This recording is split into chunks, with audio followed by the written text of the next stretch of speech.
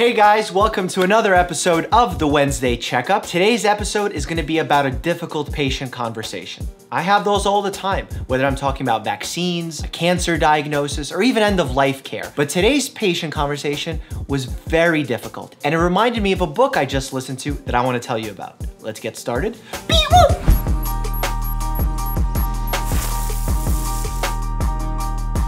The audiobook that I'm talking about is called How to Have Impossible Conversations by Peter Boghossian and James Lindsay. This book teaches you how to communicate with others, understand their point of view, how to present your point of view so that people will actually care.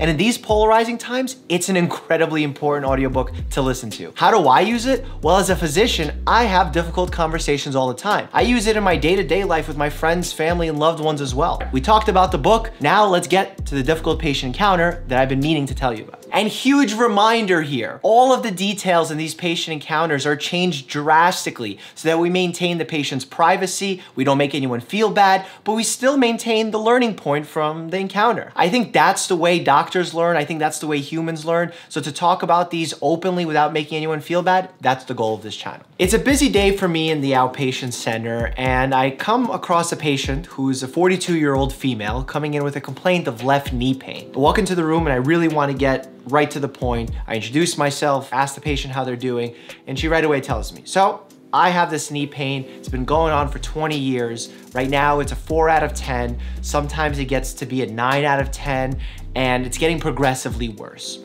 So right away I jump into my doctor mode and I start asking these questions. Have you ever had surgery on the knee? Was there ever an injury? And she interrupts and says that she has had surgery about 15, 20 years ago. The surgery did help out a lot, and for the last 15 years, she's been pain-free the majority of the time. I ask if there's been any trauma or injury. She denies all of that. I ask if she's been taking any medications. She says she doesn't really take anything, occasionally an over-the-counter medicine if it's really bad. Her main issue is that she has a desk job, and when she sits for a few hours at a time and then has to stand up, the knee almost locks up for her because it's so painful, and she needs to wait a few minutes before starting to walk. And that's problematic for her, and I totally understood that. There wasn't anything else medically contributory from her history except the fact that she is morbidly obese. Her BMI was over 40, and that can contribute alone to having some sort of arthritis. Let's do a physical exam. I go and I start trying to look at her knee. She's wearing jeans, and I could feel underneath the jeans she has a hinged knee brace. So I ask if she would feel comfortable changing into a gown so I could actually see the knee. We could take the brace off and I could do a proper exam. She says, no, I'm not interested. I don't want to take it out. It's too much of a problem. I explain that unless I get to properly examine the knee, it's going to be very difficult for me to make a diagnosis, near impossible. She sort of brushes that off, and I explain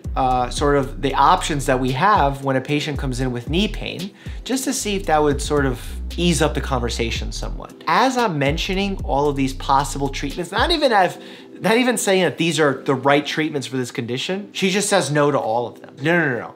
One of my girlfriends has had one of those, and she had horrible pain afterwards. I'm never getting an injection. Nope, no physical therapy for me. I've tried exercises at home. I don't want to do it. I need this knee pain gone now. I ask an open-ended question. What is it you'd hope to achieve today by coming to see me? What could I do to help you with your knee pain? Because it seems like the things that I'm offering, even though I'm not saying they're the right treatments, you don't seem to want to do. And then she goes and starts giving me a lot of information rather quickly. She knows her weight is contributing to her knee. She starts telling me her entire history, how she started putting on the weight, the horrible relationship that she's in now with her husband, who's dominating her, that's putting her down, not listening to her. And we sort of shift away the conversation to talking about that. But anytime I try to jump in and offer either a reflective question or some feedback or guidance, the patient just wanted to continue on talking. This went on for about 30, 40 minutes. I respectfully said, look, I'd love to continue this conversation. I have patients waiting, and we've already gone over our assigned time limit. Perhaps we can meet again and discuss this at a later date, or we can get you to one of these specialists who can help you with these worries. The patient reassured me quite confidently. This is all I needed. I just needed to vent. I just needed to talk. I know now what to do. I definitely let her vent, which may have served some benefit. I wanted to do more. That's not to say that I could have done more. is not to say that I did a disservice to this patient. I tried my best, and a lot of times in medicine, you'll try your best, but based on the time limits and the patient's own personality and what they hope to achieve, the goals may not add up, especially when you don't know the patient. What I should have accomplished from that visit was not to solve the knee pain. It was to isolate what the patient's concern is. I found 3 real takeaways from listening to this audiobook that I could have used in that visit to become not only a better communicator, but a better doctor.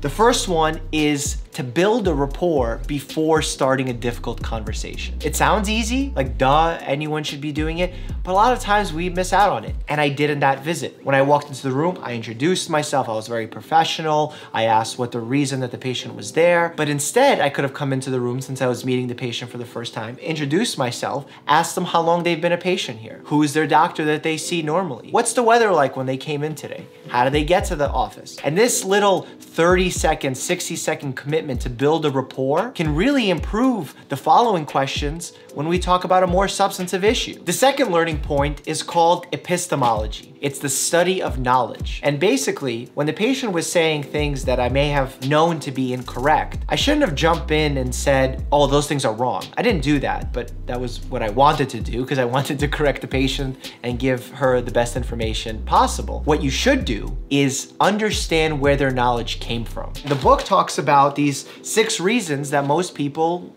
will find their knowledge from. 1 is religion, 2 is personal experience, 3 is definitions. The example the author gives is having too much of broccoli is bad because too much of anything is bad, because it's bad by definition. The next is culture, because everyone believes something. Next is reason, that you think X, so then therefore must be Y. And then the final one is evidence. I, as a physician, usually go to evidence first, and then maybe go to reason or another one as my secondary source of knowledge for a given thought. A lot of patients will come in with religion, personal experience, and cultural knowledge being their guide for why they believe in something. For example, like the thought the patient had that eating a lot of rice and beans would be very healthy for her and that she wouldn't gain weight if that was the case. Perhaps there was something in her culture, in her experience, that has led her to believe that if I asked her why she believed that, I can then address that, as opposed to countering her fact. You see how it could be less hostile, right? And the third point is something that the author says that we both shouldn't do,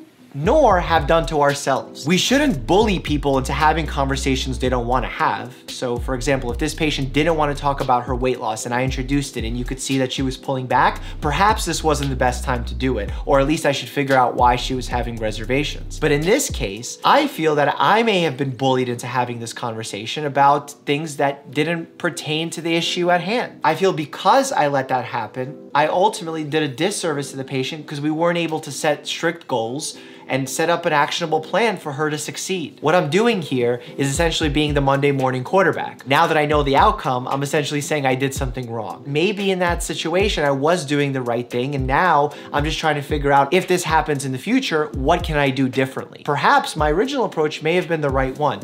So it's important to not kick yourself and always feel bad about the outcome, because maybe what you were doing was right, you just couldn't have known all the information at that given moment. Speaking of difficult conversations, check out this video where I hit the streets of New York City to talk about vaccines, or click this video to see when a patient filed a complaint against me. Which one of these are you gonna click? I'm excited to see you in the next one, staying happy and healthy.